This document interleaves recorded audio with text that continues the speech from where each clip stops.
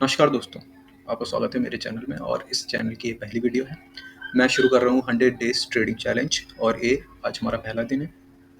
इस 100 days trading challenge में लगभग 4 से 5 महीने लग जाएँगे और मैं 100 दिन तक डेली अपनी ट्रेड्स और पीएनएल शेयर करता रहूँगा, जिसमें जो भी लॉसेस, प्रॉफिट्स या जो भी हो रहा होगा वो आपको देखने को मिलेगा।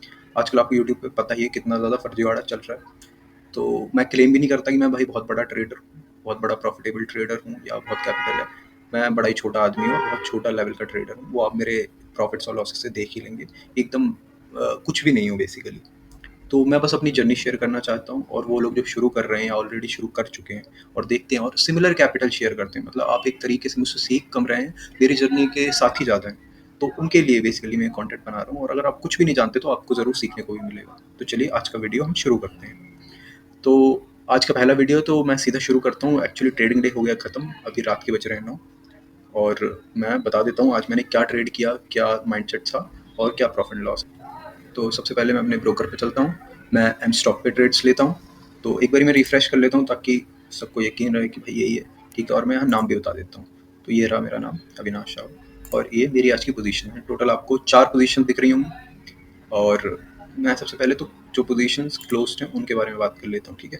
क्योंकि एक पोजीशन ओपन है जो ओवरनाइट कैरी कर रहा हूँ मैं, उसके बारे में बाद में बात करेंगे। तो सबसे पहले तो आज का पीएनएल देख लीजिए। टोटल पीएनएल दिखा रहा है 3,572 रुपये, जो कि प्रॉफिट है।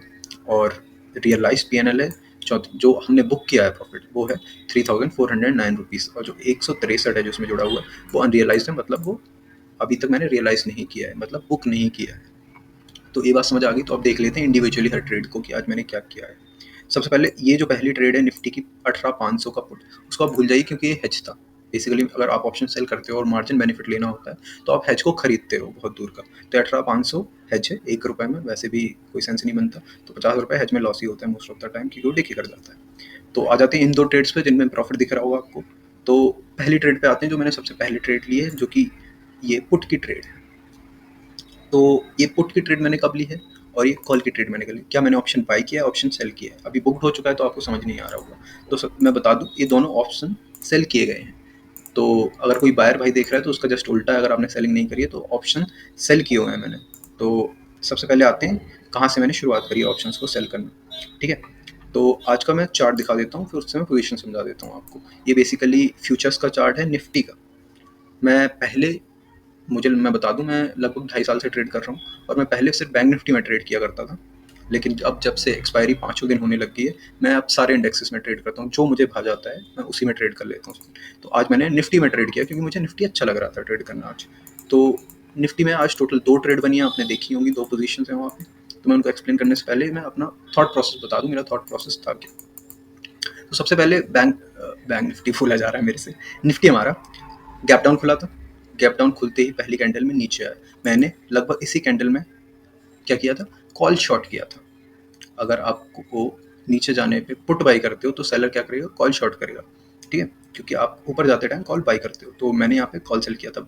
आप पूछोगे क्यों कॉल सेल किया था, तो भाई बहुत सिंपल दिख रहा है सबको। मार्केट ओवरऑल इस रेंज में था और उसके पहले बेयरिश था, ये आपको समझ आता ही है। मार्केट शॉर्ट टर्म में बेयरिश हो चुका है और उस बेयरिशनेस में ये साइडवेज था। अभी मार्केट अपने टॉप की रेंज को टेस्ट करता है एक बारी और फिर गैप डाउन खुलता है अगले दिन, और कंटिन्यूएशन में ही मैंने कहीं पे सेल किया था।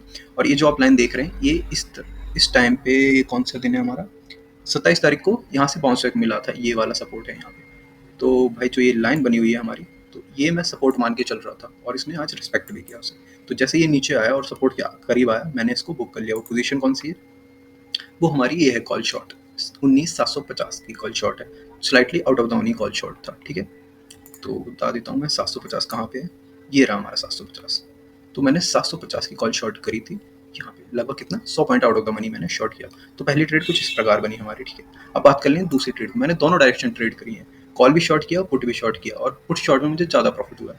तो वो देख लेते हैं 19,500 क्यों ज़्यादा प्रॉफिट हुआ है, वो आपको समझ आ रहा है। स्ट्राइक प्राइस का गेम है।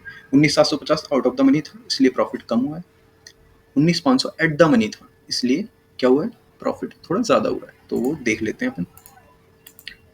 19,500 बेसिकली हमारा ये रहा, जो ये लो है इस दिन का, ये रहा हमारा 19,500। मैं बता देता हूँ, ये हमारा 19,500 है, ठीक है। तो मैंने यहाँ का slightly out of the money ही हूँ, बट आपको बता दें फ्यूचर्स चार्ट है तो थोड़ा 40 पॉइंट 50 पॉइंट का डिफरेंस तो रहता ही।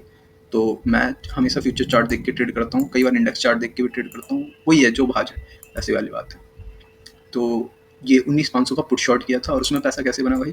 उसमें बहुत सिंपल है, जब 19,500 पे मैंने मान ही रखा था कि यहाँ पे सपोर्ट ले सकता है, रुकेगा मार्केट, सीधा तो नहीं आएगा, तो मैं एक पुल बैक ट्रेड करना चाहता था। मैं ये नहीं सोच रहा था यहाँ पे कि ये सीधा ऊपर चला जाएगा, मैं यहाँ पे सिर्फ पुल बैक ट्रेड करना चाहता हूँ। मतलब ये है कहने का कि मैं यहाँ से ये नहीं सोच रहा था कि यहाँ तक चला जाएगा, मैं बस एक छोटा सा पुल बैक ट्रेड करना चाहता हूँ जो डे एंड तक पलट भी जाएगा, मुझे पता था। और मैं तो सच बताऊँ तो डे एंड तक ये भी सोच रहा था होने का, लेकिन जो कि हुआ नहीं। हाँ, पलटा जरूर, लेकिन वो नहीं हुआ। तो ठीक है, इससे हमारी माइंडसेट तो समझ आ गई आपको कि मैं ट्रेड कैसे करता हूँ, क्या करना चाहता हूँ। तो हमारी एंट्री कहाँ बनी थी? दूसरी वाली।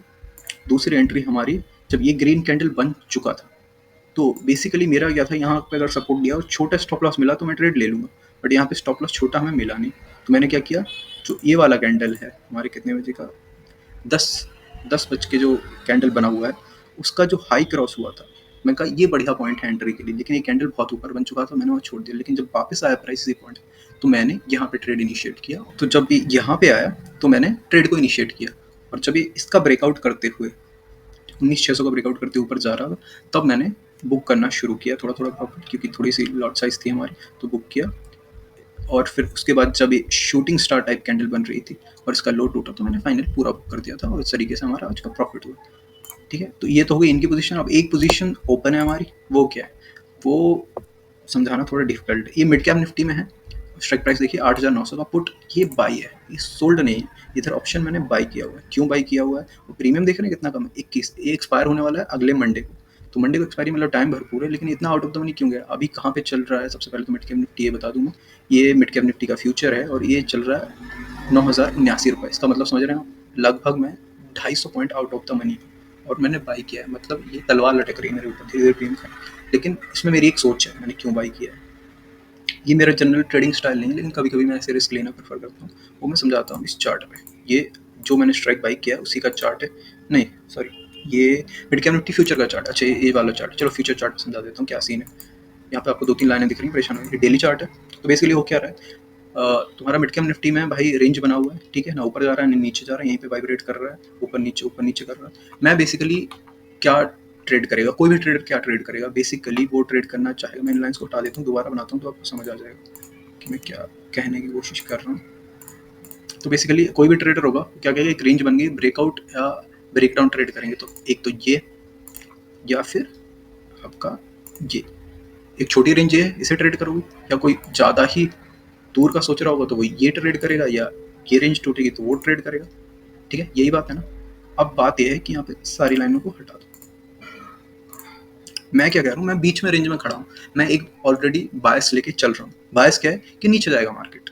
अब क्या हो सकता है, 50% चांस है कि मैं गलत हो जाऊंगा, तो क्या होगा, मेरा लॉस होगा। 50% चांस है कि मैं प्रॉफिटेबल हो जाऊंगा, बट क्योंकि अभी मार्केट बीच में, मार्केट ने अभी नीचे जाना शुरू ही नहीं किया, तो अगर मैं सही होता हूँ और out of the money option है, तो तेजी से प्राइस जब बढ़ेंगे, जब नीचे डाउनफॉल आएगा, क्योंकि आपको पता है डाउनफॉल हमेशा फास्ट होता है, तो वहाँ पे चांसेस बढ़ जाते हैं। तो बेसिकली हम इस रेंज के लो पॉइंट से भी अगर नीचे की तरफ ब्रेक डाउन करना है इसे, तो 300 पॉइंट के लगभग ट्रैवल करना पड़ेगा, और हमने जो स्ट्राइक चूज किया है वो है ये। बात समझ आ रही है आपको? तो यहाँ पे, और कितना मेरा रिस्क है स्ट्राइक में, 20 रुपये का प्रीमियम है, मैंने 22 के लगभग खरीदा है, तो 22 × 75 आप करेंगे तो वही लगभग 1500-1600 रुपये का रिस्क है अपना पूरा। तो मैं इतना अफोर्ड कर सकता हूँ, खासकर ये कल खत्म नहीं होने वाला, क्योंकि मंडे को एक्सपायरी। तो ये सोचें, इसमें बिल्कुल मैं गलत हो जाऊंगा तो 1000 रुपये देके मैं खत्म भी कर दूंगा इस ट्रेड को। तो this is all that I have to say for today. आगे कितना कैपिटल है, मैं किस तरीके से ट्रेड कर सकता हूँ, प्लान कैसे करता हूँ, बाकी सारी चीज़ें आपको आगे बताऊंगा। लेकिन अभी पहले आप मेरे को ढंग से जज कर लो कि भाई मैं कुछ जो बोल रहा हूँ उसमें तथ्य है या फालतू बकवास कर रहा हूँ। तो आप 10-15 दिन जुड़े रहें, और चलिए फिर कल मिलते हैं। ठीक है, धन्यवाद।